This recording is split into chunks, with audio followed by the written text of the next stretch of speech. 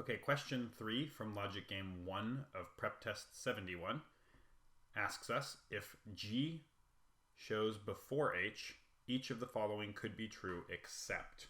So that means that we're going to see 4 that could be true and 1 that must be false.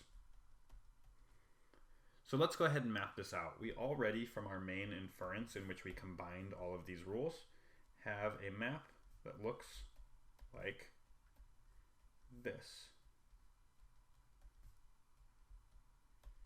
Now they're changing that just a little bit by telling us that G comes before H.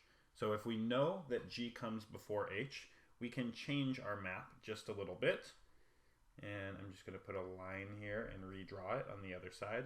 And we'll say F, L, G, H. We know those go in that order.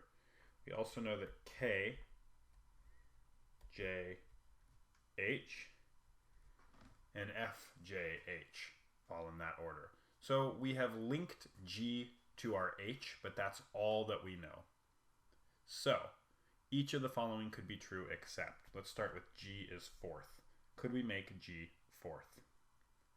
Well, we could say F, K, L, G, J, H. We haven't broken any of our rules.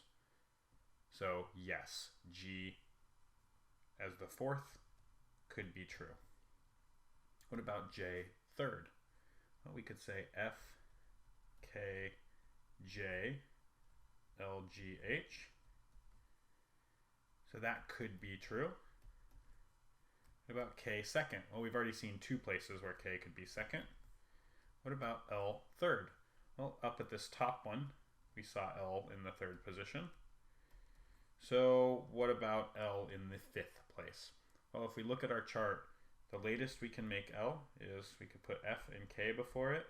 We can put J before it, but we cannot put G or H before L because both of them are directly linked and directly following L. Therefore, the latest L could go is spot 4 with G and H after it. This must be false, and that's the answer we're looking for.